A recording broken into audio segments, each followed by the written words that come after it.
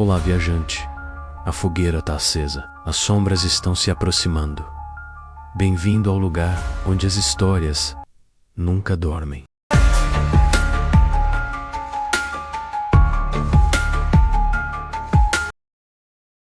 Você já ouviu falar de lugares que parecem estar vivos? Não estamos falando de casas mal-assombradas, nem de lendas urbanas.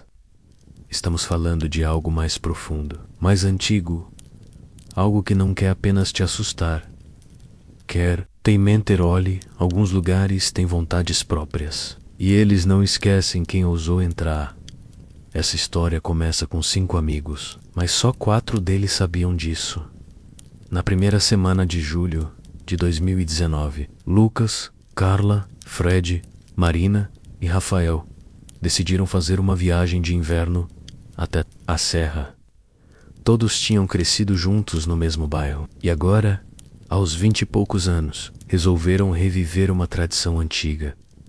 Passaram um final de semana isolados, sem celular, sem internet, apenas com vinho, cobertores e histórias ao redor da lareira. Lucas encontrou uma estalagem em uma região afastada de São Joaquim. Uma casa de pedra no alto de uma colina, cercada por floresta, com um visual de filme europeu. O anúncio dizia: estalagem dos 4 ventos, menos conforto, silêncio e privacidade absoluta. Tinha tudo o que queriam. A estrada até lá era estreita, sinuosa, e parecia mais abandonada a cada quilômetro. O Jeep parou de funcionar antes, mesmo de chegarem à última bifurcação. Mas a casa estava lá, intacta, linda, antiga, silenciosa demais. A dona da propriedade os recebeu com pressa. Uma senhora de pouco mais de 60 anos, com olhos fundos e uma voz baixa demais. O zelador deixou tudo pronto. Lenha já está no porão. Os quartos são esses aqui, ó. Ela apontou para as chaves penduradas numa madeira fixada na parede. 4 chaves, cada uma numerada de 1 a 4. Mas somos 5, disse Fred rindo. Vamos tirar par ou ímpar para dividir. A mulher o encarou por alguns segundos, depois sorriu, como se lembrasse de algo claro. Vocês são 5, né? Ela virou-se e puxou outra chave de uma gaveta abaixo da bancada, sem dizer nada. Apenas entregou para Lucas. 5º quarto, menos murmurou: vai ficar com você. Fica no andar de cima, no fim do corredor. Ninguém questionou. Todos estavam cansados. Queriam tomar banho, abrir vinho, jogar a conversa fora e acender a lareira. Naquela primeira noite, tudo parecia normal. Mas às 3h13 da madrugada, Marina acordou com sede. Ela saiu do quarto número 2, desceu até a cozinha, pegou água e, ao retornar, parou diante do corredor e franziu a testa. Havia uma porta a mais. 5 portas alinhadas, não 4, como tinham contado. Não 4, como mostrava a planta da casa que tinham visto no site. 5. E a última porta tinha uma luz acesa saindo pela fresta inferior, como se alguém estivesse lá dentro, mas todos estavam dormindo. Ela se aproximou devagar, encostou o ouvido na madeira. Nenhum som, mas por um instante ela teve certeza de que algo ali dentro estava de pé, esperando. Ela recuou, tentou rir da própria imaginação, voltou para o quarto e prometeu a si mesma que não falaria nada na manhã seguinte. Mas todos acordaram com a mesma sensação, como se tivessem sonhado com uma porta que não deveria estar lá. No dia seguinte, ninguém falou nada pela manhã. Marina, Fred, Lucas, Carla e Rafael tomaram café diante da lareira com aquele silêncio constrangedor. O tipo de silêncio que nasce quando todo mundo viu algo, mas ninguém quer ser o primeiro a dizer. Até que Fred soltou, meio brincando: vocês contaram as portas ontem à noite? Todos pararam. Lucas ergueu a sobrancelha, mas ficou calado. Rafael fingiu não entender. Carla disfarçou olhando para o celular, mesmo sem sinal algum. É sério, insistiu Fred ontem, no corredor. Tinha 5 portas. Não tinha. O silêncio se intensificou. Marina mordeu o lábio, hesitou, e então disse: tinha. E eu vi luz, saindo debaixo da última. Não era meu quarto, falou Lucas. Eu fiquei com o que chamaram de quinto quarto, mas o meu ficava do outro lado do corredor. Não tinha porta nenhuma além da minha. Intrigados, todos subiram juntos. O corredor tinha apenas 4 portas. A de Lucas estava no fim, como lembravam. O lado oposto estava liso, com a parede de pedra aparente. Nenhum sinal de maçaneta, dobradiça, nada. Eu juro, disse Marina. Eu vi a porta aqui. Ela estava aqui. Lucas se aproximou e bateu levemente na parede com os nós dos dedos. Som sólido, frio, pedra maciça. Vai ver, foi um sonho coletivo, menos brincou Rafael. Ou a gente bebeu vinho demais sem perceber. Eles riram, mas a risada foi fraca, desconfortável, porque todos sabiam que não estavam bêbados. E aquela porta, ela esteve lá na noite seguinte. Decidiram manter a lareira acesa até mais tarde. Queriam relaxar, rir, assistir a algum filme antigo no notebook de Carla. Mas às 3h13 da madrugada, um estalo ecoou pela casa. Seco, rápido, alto demais para ser vento, baixo demais para ser madeira velha. Lucas foi o primeiro a ouvir. Sentado ainda na sala, olhou para o relógio na parede. 3h13 da madrugada. Exatas. Levantou-se, calçando os chinelos, e subiu devagar. Ao virar o corredor, parou. A porta estava lá, de novo. Na parede, onde deveria haver apenas pedra, havia uma porta de madeira escura, idêntica às outras, com uma maçaneta antiga de bronze. E a luz, acesa. Ele não chamou ninguém, apenas se aproximou, encostou a mão na maçaneta e sentiu algo estranho. Não era frio, não era quente, era vazio, como se sua mão tocasse algo que só existia pela metade. Não teve coragem de girar, deu um passo para trás e ouviu um barulho do outro lado da porta, como se algo se aproximasse. Respiração, mas não uma respiração humana. Era como se o ar entrasse e saísse. Por garras, ele recuou, voltou para o quarto, fechou a porta, trancou. Na manhã seguinte, não falou nada, mas ao descer para o café, viu no canto da parede uma coisa que o gelou por dentro. Pega-dós do lama, saindo do corredor. 5 passos, e depois, nada. O dia passou estranho. O frio parecia mais intenso. Mesmo com o céu limpo, o cheiro da casa estava diferente. Algo como mofo molhado com ferro. À noite, eles conversaram pouco. Carla disse que sonhou com uma criança parada no corredor. Rafael disse que sonhou com um espelho, mas o reflexo dele piscava sozinho. Lucas não contou o que viu. E Marina, em silêncio, subiu primeiro. Na madrugada, todos acordaram com o som de passos no assoalho. Passos leves, mas errados. Como se os pés não tocassem o chão direito. Como se quem andasse estivesse levemente fora de lugar. Fred levantou, pegou o celular, filmou, desceu as escadas, apontou a câmera para o corredor. A porta estava lá, aberta, entreaberta. E no vão, um espelho. Fred se aproximou, tremendo. No reflexo, ele viu a si mesmo, mas com os olhos brancos, com o rosto pálido demais. O reflexo sussurrou algo. Fred não ouviu. Mas a legenda do vídeo, mais tarde, revelaria: você já entrou aqui antes. Ele correu de volta para o quarto, trancou a porta e o vídeo foi salvo no celular.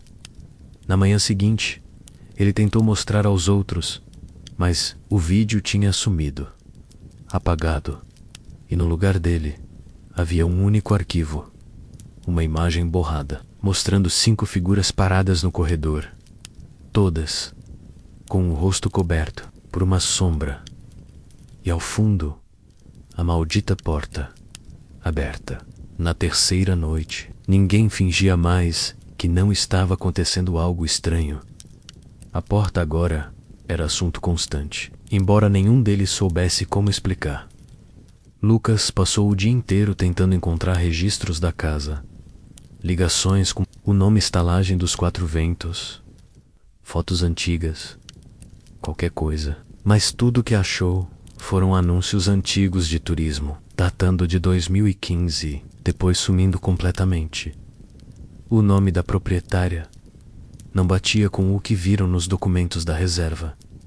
E, estranhamente, a casa não aparecia no Google Maps. Como assim? Perguntou Carla. A gente tá aqui. Tem estrada, tem endereço. Isso existe. Lucas só respondeu: aparentemente. Naquela madrugada, Marina teve um sonho. Estava no corredor à porta porícia, e do lado de dentro, via a si mesma, com uma corda no pescoço, os olhos abertos, mas sem expressão.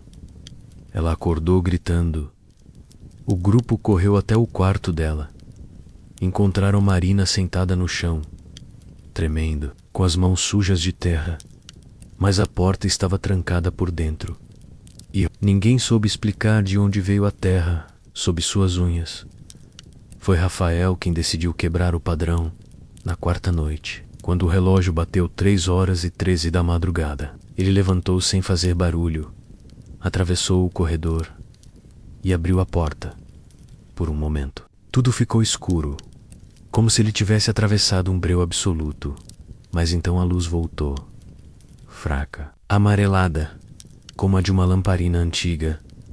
O interior do quarto era idêntico aos outros. Mesmo tamanho, mesmo armário, mesmo tipo de cama. Mas havia algo errado. O tempo ali dentro parecia mais lento, o ar mais pesado, e quando ele se olhou no espelho, não viu nada, nenhum reflexo, só um campo escuro e uma figura lá no fundo, algo de costas, parado, respirando. Ele recuou, e nesse instante, ouviu uma voz, mas não era alguém gritando. Era como se a própria parede estivesse falando, sem boca, sem som direto. A voz dizia: quem entra, fica. Quem observa, repete. Quem lembra, volta. Rafael saiu correndo. Bateu a porta. Voltou para o quarto. Márcio Aldaitar sentiu que algo tinha vindo com ele. Na manhã seguinte, ele estava diferente. Calado, o olhar baixo repetia frases soltas, que não faziam sentido. O reflexo mente, mas a sombra diz a verdade. Ninguém morre aqui. Só se repete. Ela não quer que a gente vá embora, porque a gente nunca foi. Carla tentou confrontá-lo. Marina ficou em pânico. Lucas mas reaccionou. Sugeriu que saíssem da casa. Imediatamente, empacotaram tudo às pressas. Mas ao entrarem no carro, o GPS não ligava.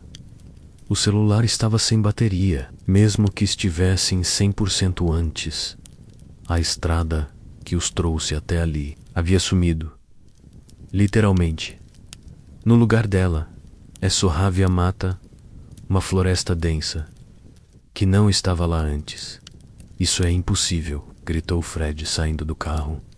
A gente veio por essa estrada ontem. Lucas o seguiu, mas conforme andavam por entre as árvores, perceberam algo ainda mais estranho.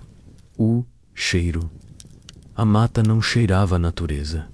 Cheirava a lençol queimado, a couro velho.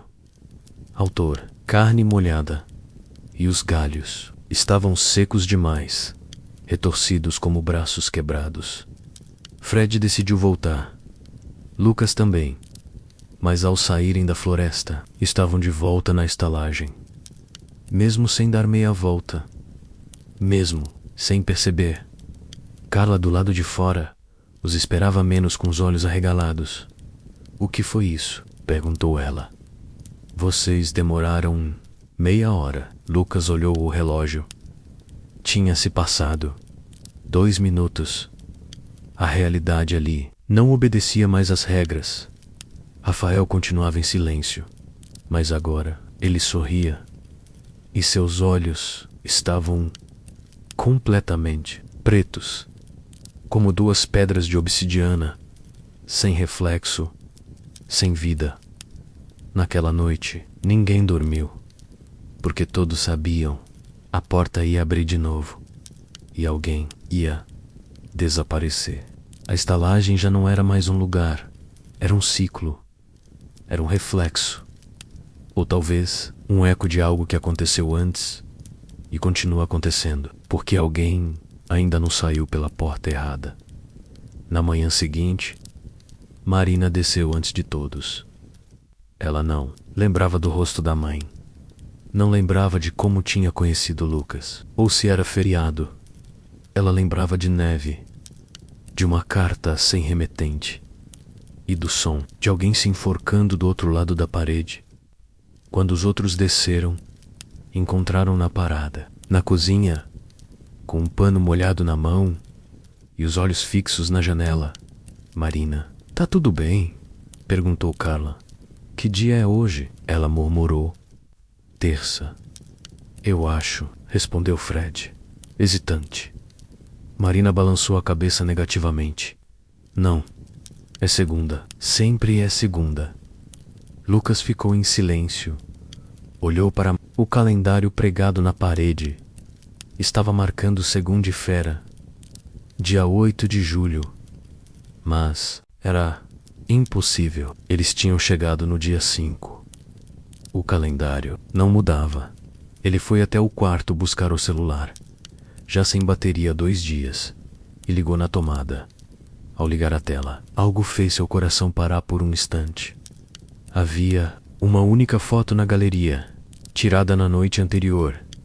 5 pessoas, sentadas em volta da lareira, mas não eram os mesmo enquadramento, mesma lareira, mesma manta vermelha sobre os joelhos, mas os rostos não batiam. Pessoas completamente diferentes, todas com o olhar apagado, e ao fundo, pela fresta da escada, a porta, entreaberta. Ele mostrou a foto aos outros. Ninguém reconheceu as pessoas, mas Marina, trêmula, apontou para uma mulher sentada à direita da lareira. Eu sonhei com ela. Ela cortava o próprio rosto com um caco de espelho. A verdade está na imagem que falta. Rafael não reagiu. Estava sentado no canto da sala, encarando a parede oposta. Murmúrios saíam de sua boca, mas em latim. Lucas pegou o caderno de anotações da viagem, onde Rafael vinha escrevendo desde a faculdade. As últimas páginas estavam preenchidas com o mesmo texto. A porta é um espelho. O espelho é um tempo. O tempo é uma repetição. E quem repete, repete. E quem repete, repete. E quem repete, repete. Carla se levantou de súbito. Eu não vou mais ficar aqui. Nem mais uma noite. A gente precisa sair agora. A estrada sumiu, respondeu Fred. Não. Então, a gente anda mata adentro. Qualquer coisa é melhor do que isso. E foi o que fizeram. Amarraram mochilas com cobertores, lanterna e garrafas d'água. Saíram às 2 horas da tarde. Emmeline Harreta rumou ao leste, onde a estrada deveria continuar. Caminharam por mais de 1 hora guiando-se pelo sol. Mas, às 3 horas da tarde, ouviram um sino. Um som metálico, baixo, como sino de igreja. Dentro da mata, Isso estava na estalagem menos, disse Lucas, parando. O sino da cozinha.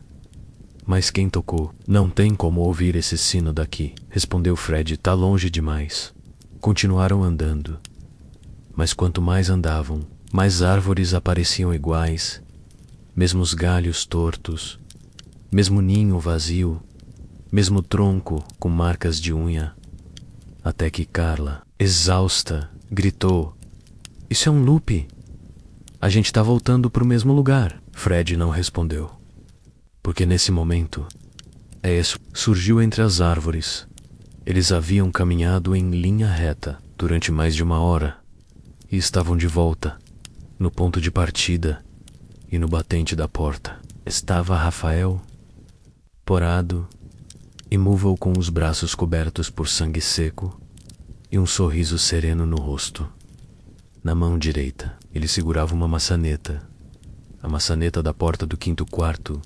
"A gente não sai até completar o ciclo", ele disse. Marina caiu de joelhos. Começou a chorar. Lucas e Fred a seguraram. Carla recuou. Tremia da cabeça aos pés. Eu não aceito isso", ela gritava. "Isso é um pesadelo. É um ritual. É alguma droga. A gente tá preso num experimento." Mas ninguém respondeu, porque, naquele momento, a estalagem se acendeu sozinha. Todas as janelas, todas as luzes internas. Um brilho amarelado, como se fosse um teatro sendo preparado para a próxima cena. E então a campainha tocou, mas ninguém a tinha ouvido tocar até então. Era como se pela primeira vez alguém quisesse entrar. A campainha soou de novo. Não era eletrônica. Era como aquelas de ferro fundido, antigas, que ecoam como sinos. Um som grave, profundo, que parecia vibrar dentro do estômago de quem ouvia. Fred foi o primeiro a reagir. "Isso não pode estar acontecendo", menos murmurou. Mas estava do lado de dentro da casa. Luzes acesas em todos os cômodos. A porta entreaberta, convidativa, e Rafael, parado no batente, olhando diretamente para Lucas. Ele ergueu o braço e apontou: "É com você agora." Lucas sentiu um arrepio percorrer sua espinha. No fundo, ele já sabia, desde que recebeu aquela quinta chave, desde que viu o reflexo distorcido no espelho do banheiro, desde que sentiu que o tempo não estava mais funcionando da mesma forma. Ele sabia, ele era o próximo. Mas não só isso. Ele era o último. Fred tentou impedi-lo. "A gente precisa sair daqui. A gente ainda pode tentar." "Lucas, a gente pode." Mas Lucas já estava entrando. A maçaneta da porta do 5º quarto estava fria como gelo. Mas sua mão... Jay, no Trevia. Algo mudou. O som do mundo sumiu. O ar ficou denso.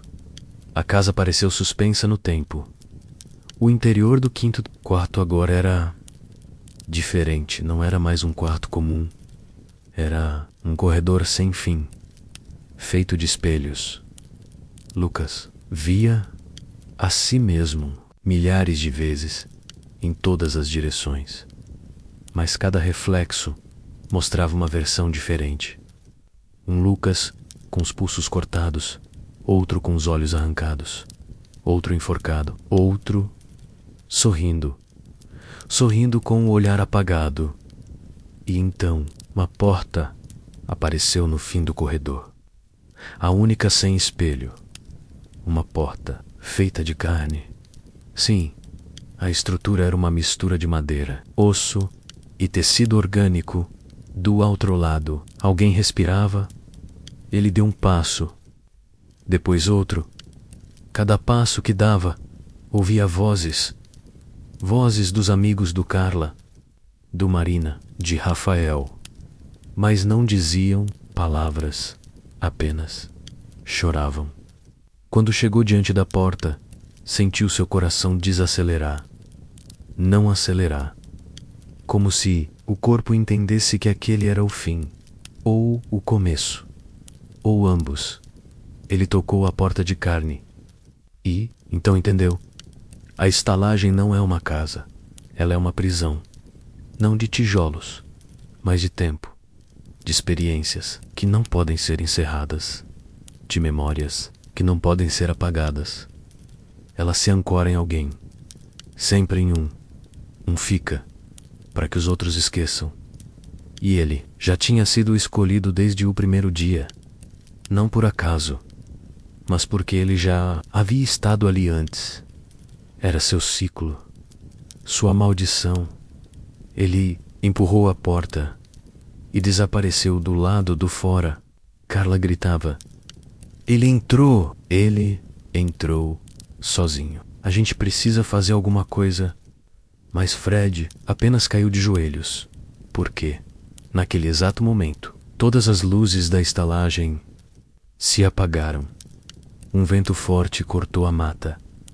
A neve, que o antes ira live, agora caía em torrentes. Então, silêncio. A porta da frente se fechou sozinha. Rafael, que antes estava imóvel, caiu no chão, desmaiado. E quando acordou, não lembrava de nada, nem da viagem, nem da estalagem, nem de Lucas. Carla tentou explicar. Gritou. Chacoalhou ele. Mas ele apenas repetia. O que a gente está fazendo aqui? Onde a gente está? Fred ligou o carro. E pela primeira vez, desde que chegaram, a estrada estava de volta, limpa, aberta. Marina não disse uma palavra. Eles entraram no carro, dirigiram em silêncio, sem GPS, sem mapa. Mas agora a saída existia. 6 meses depois, Carla retornou à cidade, tentou buscar registros do local, da dona, do endereço. Mas a estalagem não existia mais. O terreno estava vazio, nenhuma casa. Nenhuma ruína, nenhum sinal de construção. Isso uma pequena placa enferrujada fincada no chão. O que não é lembrado se repete. E o que é repetido nunca foi esquecido. Ela tentou mostrar para os outros, mas nenhum deles lembrava de Lucas. Nenhuma foto, nenhuma mensagem, nenhum nome. Era como se ele nunca tivesse existido. Mas naquela noite, AOD, Carla sentiu algo estranho no bolso da jaqueta. Uma chave, antiga, enferrujada, marcada com o número 5.Savoca. Gostou dessa história arrepiante? Clique no gostei. Agora se inscreva no canal e ative o sino para não perder as próximas. E se ainda tiver coragem, assista agora este vídeo, aqui ao lado, onde uma simples cabana no interior esconde um segredo que nem o tempo conseguiu enterrar. A gente se vê na próxima história. Boa noite. Ou pelo menos tente ter uma